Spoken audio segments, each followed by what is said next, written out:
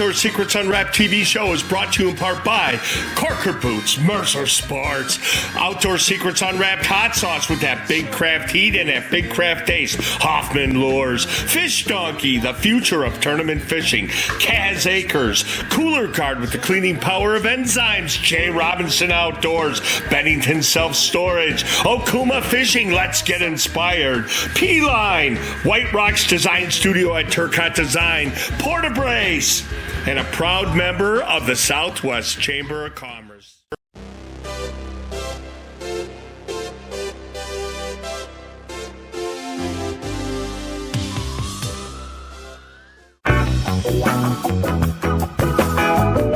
Welcome into Outdoor Secrets Unwrapped. I'm your host, Chris Bates, and we are doing our live show for the month of February, and we are at the Erienna Hunt Club, and I have been here for one day already, and boy, I'll tell you what, we have so much to cover, and we have Matt Betsworth here today. He is the manager of Erienna Hunt Club, and thank you so much for having us here.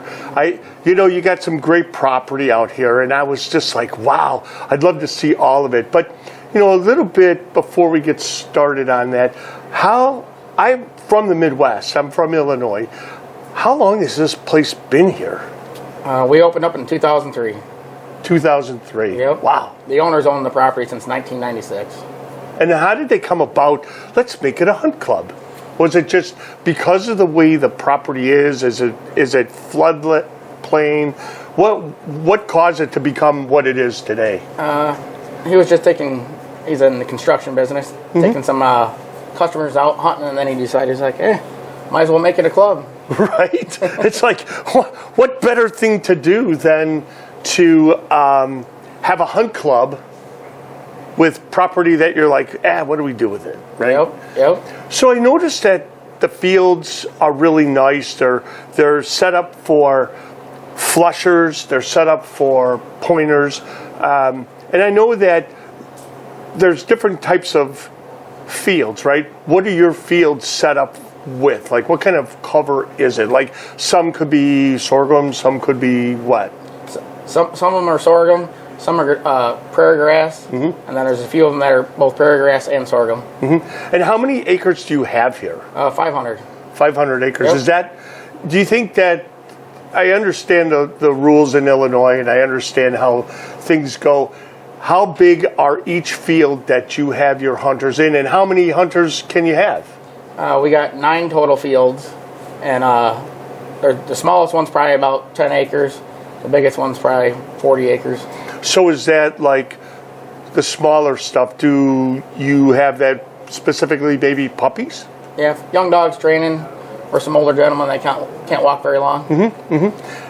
And you have birds. I saw your flight pen out there. How do you buy mature birds? How is your system set up? Because I know some places buy younger birds and they finish them out. Some people buy finished birds.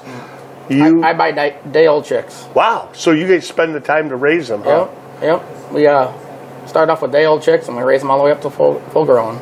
And how do you do that with your customers? Because somebody was telling me this is not a membership club, how does that work? Because a lot of places I was at a long time ago, you buy a membership and then you have to pay separate for birds and all this. How does it work here at Erienna Hunt Club? Yeah, no memberships. You just pay per bird. We got a 4 pheasant minimum per hunter, so it makes it cost effective for our people that only come out a few times. Right. You don't have to pay for the membership. Right. I always wondered, what the heck does a membership even do anyway? Yep. Right? Yep. Makes it nice. So, you pay a membership fee to a club. What do you really get? On top of, you have to pay for your birds, right? Yep. So this, you have a really nice clubhouse. I really like all the waterfowl stuff, the pheasant stuff. I mean, again, things go into this club that other people come in and go, wow. Like me, when I first walked in, I was like, wow, that's surprising, right? Yep. Yeah, we got a lot of stuff hanging around here. You get it? No pun intended. It's hanging from the We don't roof. need it anymore. Right. So who comes up with this idea? You come up with it and you say, hey, you know what? Let's just do this. Yep. The owner loves all the mounts. Right? The owner of the place, he's a real big duck hunter. Oh, I see. That's why he pretty much bought the property. And a pheasant property, Yep, right? yep. Wait, I got duck stuff in a pheasant club. Yep. Right? Yep. It's like, how does that work? So, how do people get involved in Erienna Hunt Club? They just somehow word of mouth, and they say, oh, I think I'm going to call them up, and they say, hey, I want to come out on a Tuesday. Do you have any openings? Is that how that works? Yep, pretty much. We got a website and everything. We don't do a lot of advertisement. Right. Pretty much just somebody tells them, hey, I went to this great place. Right. And they're like, hey, let's check it out. Right? Yep. How many birds do you guys go through a year? We raised 12,000. 12,000 birds. 12,000 pheasants, then we chuckers and huns. We go through about 1,500 of them. Wow. So, that's a lot of birds. So I think about that in terms of people. So you probably run quite a few people through here. And you have your regulars, I'm sure. Yep. Right? Yeah, there's some guys that hunt every week and some once a month. Right. So what, sometimes I don't like to ask costs of birds because they fluctuate. But for coming out, 4-bird minimum, what is your 4-bird minimum cost? $116. That's cheap. Yep. Yep. When you think of the club thought process, and then when you come in, you have tables, you could have a soft drink, you could have little snacks, you got all kinds of stuff here. I think for $116 is pretty darn good to come out and have fun for a few hours. Yep. Absolutely. Yes, very cost efficient. Right? Yep. And I always say this too, less is more, right? So when I was looking at your fields and stuff, less is more, because it's phenomenal for it. We're going to be filming some stuff out here with some dogs, which will be really a lot of fun. I can't wait to show that show, which is really good. But again, how do people find you guys? Like, what's your website? AriennaHuntClub.com. How do you spell that? Because, when I first saw it, I was like, how do you say this word, right? ERIENNA. Okay, .com. Huntclub.com. Yep. And you have a phone number that you might want to give out? 815-955-9498. All right. Well, you know what? I can't wait. We're going to have a blast. I just know this. And it's going to be a fun time. And I can't wait to come in and tell you all kinds of cool stories. Like, how many times do you have to hear that? Wow, this bird got up. It flew to the right. I rocked it. Or I heard a new term the other day. Pillow flyer. I'm like, what the heck is a pillow flyer? And then you're like, poof. Feathers everywhere. Right. All right. Thank you so much for having us here, and we're going to have a great time. All right. Thank you, sir. All right. Thanks. All right, folks. Hang tight. We'll be back with more right after this from the Erienna Hunt Club. I'm Jim Savage, guide at Erienna Hunt Club, and you're watching Outdoor Secrets Unwrapped. We're going to let this bad boy go, but wow. Look at that fish. Oh my God, that's a Wow.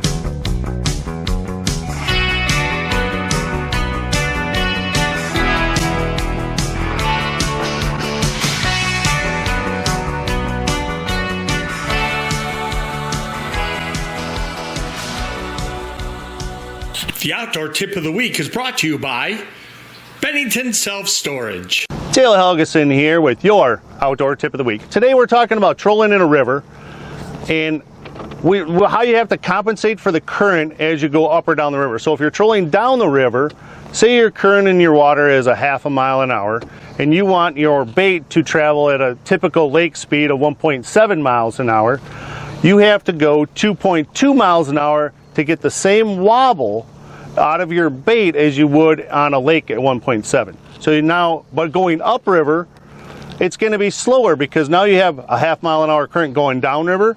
So you'll actually go like 1.2 miles an hour upriver. So you have the same wobble in both directions, even though it's a different speed. So you have to compensate for that. And if you don't have a gauge to check water speed, you can actually take and just put your bait in and see how it wobbles. You can tell how fast it's wobbling. Just keep it by the boat and get whatever wobble you're looking for, and that'll help you get the accurate speed and wobble for your bait to be more productive on the water. And that is your Outdoor Secrets Unwrapped Tip of the Week. Welcome back to Outdoor Secrets Unwrapped. We're coming to you live from Erienna Hunt Club in Morris, Illinois, as we are on the road again. Boy, I'll tell you what a time I am going to have out pheasant hunting, looking at some great dogs. But my next guest is Jim Savage, and he is one of the Erienna Hunt Club's guides. And I want to talk about rules. Rules are very important at a club or just with guns. Yeah, We exactly. need to have rules. So as a guide and you have your group, you know, you're taking 4 guys, 2 women, whatever you're doing, do you sit them down and go over rules with them before you go out in the field? Yes, actually we either break up outside here, outside the door, or when we get to our field we're going to hunt, I'll get them in a group and talk to them about things like we don't shoot birds on the ground, you know, we want to stay in a straight line. If birds get up and go behind you, make sure you're not swinging over people. Right. You know, bring the gun up, turn, shoot, or we just call it safety. Right. Basically, we want to see air over the dogs. You know, you're not going to shoot anything that's flying low. Right. There's always going to be another bird. So when I have had my gun dogs, I was always really nervous, regardless, about people hunting around my dogs because we have thousands of dollars put into these dogs. Yes. So, you know, I came up with the 8-foot rule, and, you know, I didn't want to be hard on people, but can you be hard on people because think about this for a second. If you have an 8-foot rule and they shoot at something less than 8 foot, you're done. The bottom line is you're done. You're going back to your truck. And I hate to be that way, but there might be a stern warning the first time, but the second time we'll be done. You can't afford that kind of thing to go on in the field. First off, a lot of people think it's only a dog, but those are our pets. That's right. That's absolutely right. I think people miss that. Yeah, and I'm not going home without my dog because if I do, I don't know if I have a place to stay. Right. Do you tell people you don't need Nitro Mag 4 shells? You really don't need a big. I recommended bring 20 gauges if they had them, but you know, do you recommend smaller caliber guns for this type of hunting? Yeah, I personally like smaller gauge guns for this. I generally shoot with a 28 gauge, right, and that's all I ever shoot. Right. But, if you're shooting like a 1-ounce 6 load out of a 20 gauge, that's more than 7/8. Right. That's enough because your points are going to be, you know, by the time the bird's flush, you're going to be like 15 yards, 20 yards. Right. You know, you're going to have some birds that are long, but then you just can't do anything about that. Do you have clients that sometimes, you know, that are nervous that will tell you, I've never done this before? How do you handle that type of situation on a place where you might have a couple experienced shooters with non-experienced? How do you handle it as a guide? As a guide, when a guy tells me I've never done this before, I keep him real close to me. He's next to me. Very good. And then I put the experienced shooters on the outside. Very good. I don't want anybody not to come here because they're not experienced, because we'll help you through that. But how many times do you think that really happens? It's happened to me already this year, probably 4 times. And that's wrong. I think that if you have people that know, hey, it's safe to come out here, let's do it. Let's teach you how to do it. Because people, I think, do get intimidated by the fact that they're not as good as their friend, whoever it is their friend is, you know. Yeah, that's true. You know, and I recommend those guys to come with a break open gun. You know, yeah. Walk with it broke open. Yeah. When the dog goes on point and we establish that there's going to be a bird, lock her up, be ready to go. Do you require people to carry their gun up? Because you know how sometimes they put them under their shoulder and they're pointing down, and The guys on the end, I want them pointing away from everybody. The guys in the middle, I want them up. yeah. The other thing too is if I got a left-handed shooter, I put him on the right side because his swing is that way. So Right. you know you're not Right. tempted to do the opposite. Those are all questions you ask, so right? Hey, who's a right-handed shooter? Who's left-handed? Yeah. Also, when we go in on a flush, it's always guns up. Guns up, going in. Right. Nothing like this. Right? Yeah, you don't want to be very, very quiet. No. I'm hunting pheasant, you know. You don't want to... Exactly. Right? Exactly. Right? Yep. Why? You know, ground swatting is like the worst thing ever. Not much of a sport. Right? Yeah. You know, I look at that as like waterfowl hunting. You know, how many people water swat? It's like, what the heck are you doing? Yeah. But it's really important, you know, and to make people understand that the dog is part of the crew, right? Yeah. And I think sometimes it's hard to get that across to people. I think a lot of times the dog work's the only reason I'm here. But you know, Right. when they start seeing how that goes, and the dog's steady, the wing and shot. Yeah. You know, the dog's not going anywhere when the bird's killed until I send him. It becomes a real good experience for them because then they feel safer too, and then they're like, okay, every dog has his day. There are Right. going to be mistakes, Right. But you know, they see that and they really like that. Do you find that hunt clubs in general are really for the handler of the dog, and then the end result is having people come out to harvest a few pheasants, but you really want dog work, right? You want the dog work. Yeah, I'm a stickler for dog Right, work. right. So I'm right at home with a 12 and 15 bird hunt instead of a 50 bird hunt. Right, because you know, when you have customers or clients that come with you, it's really not about them. It's really about the dog and, you know, as a handler. But then again, you know, they're spending good money, so you want to give them their value. Right, you want to give them their opportunities. And that's where this place is really good. I mean, Exactly. you see your birds, and Exactly. I think that's wonderful. Yeah, absolutely. Well, this is a really cool thing. Thank you very much for spending some time with me.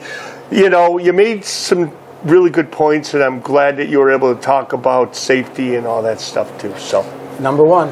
all right.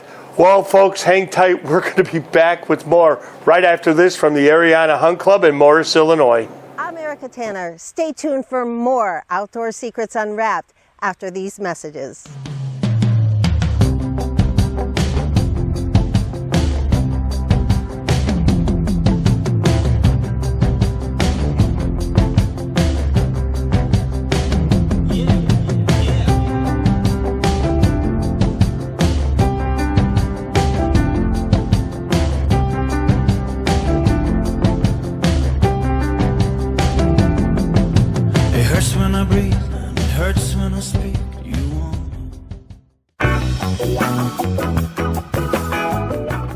Welcome back to Outdoor Secrets Unwrapped. I'm your host, Chris Bates, and we are coming to you from the Erienna Hunt Club in Morris, Illinois. My next guest, PJ Sullivan. He's been a friend of mine for a long time. He invited us down to hang out with him, to do some pheasant hunting. But the thing about PJ is that he's into labs. And I love people that love their dogs, love their breed. And you know so much about a Labrador Retriever, right? So about that, the first thing I want to ask is, are they good family dogs? Oh, fantastic family dogs. Like in the 20th century, the Labrador became the #1 AKC breed that's been the number of family dogs. Right. You know, as far as like hunters and people who purchased the dog, it's the #1 dog in the nation. So, you know, and then they're so good at being a family dog that you can also have them as a gun dog. Absolutely. And they can do both. Yes. Right? And, you know, we talked a little bit earlier about the different types of lines. You have English And the British. Labradors, you have American Labradors. Yeah. What is the main difference? Because when people say, "Oh, I have a black lab," it's like, well, do they really know what they have, right?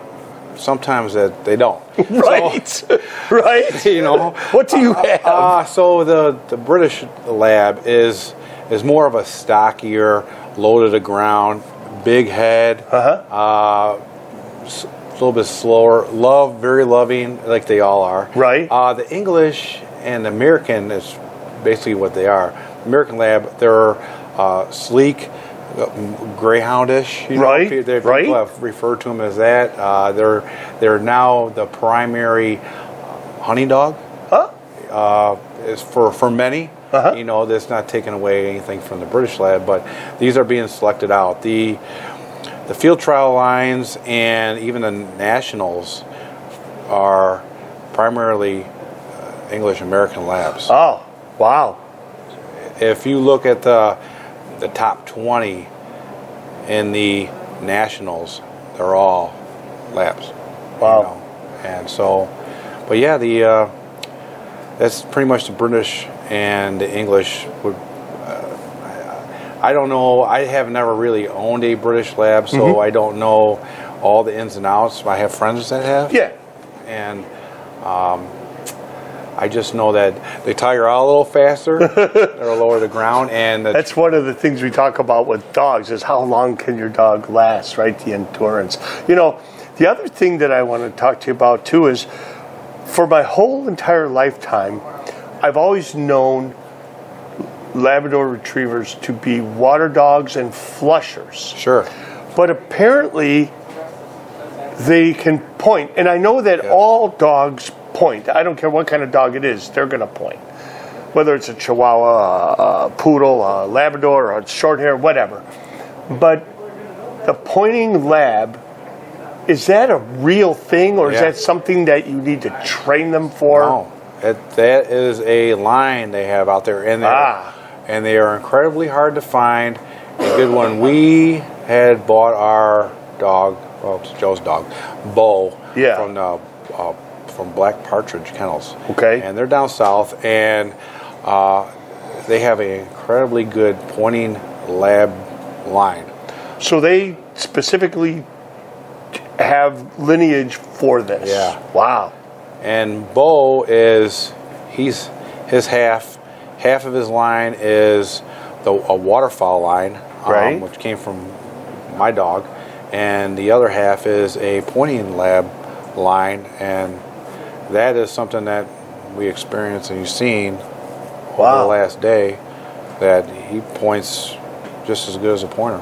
Wow. And for us, since we do both waterfowl and upland, that is the best all-around dog for us.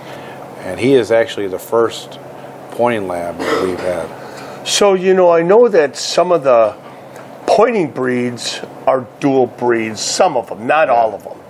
You know, because generally a Labrador Retriever, hence the word retriever, they can bring things back to you. The pointing breeds sometimes don't. So to have a dual pointer is a lot tougher than to have a dual dog, a dual lab. Oh, absolutely. Right.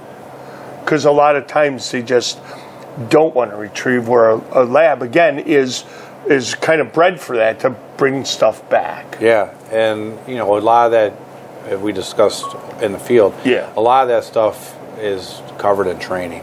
You know, you can get a lot of the dogs will retrieve.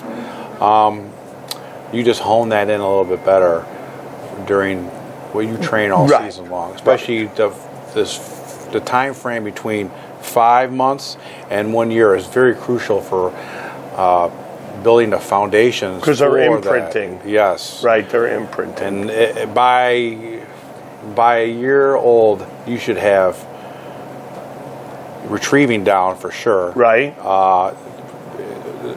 Returning retrieves, fetching without any problems, and blind retrieves, and you should be working on the start of hand signals.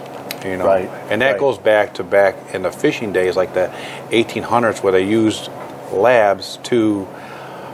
Up in Canada, they've retrieved fish that have fallen on a net. That was the whole start Wow. of it. Yeah. Really? Yeah, they were. That's a whole nother show. Yes. Yeah. They To were- retrieve fish. Yeah. Wow. They were known as the St. John water dog. Wow. And then the 1900s, they got imported to England. Yeah. And then around 1917, they came to America. Wow. That's amazing.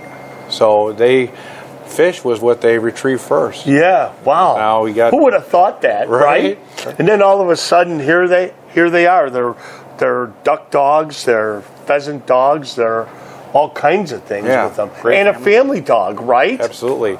Yeah, they like to sleep in the bed and ride shotgun in the truck. You Yep. know? Well, we are just about out of time. It's amazing. Yeah.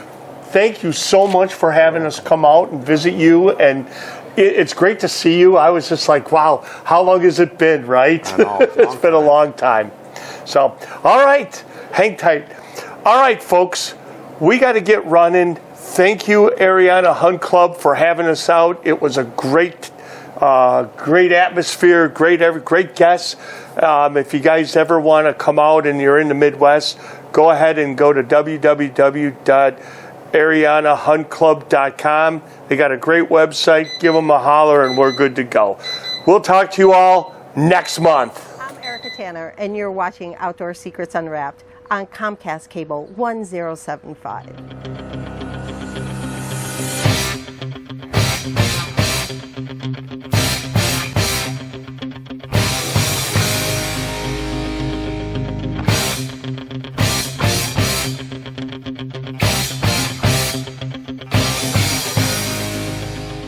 We'll meet you again. May God bless you. Adios.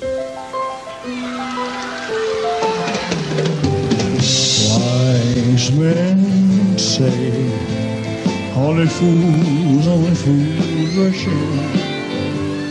But I can't help falling in love with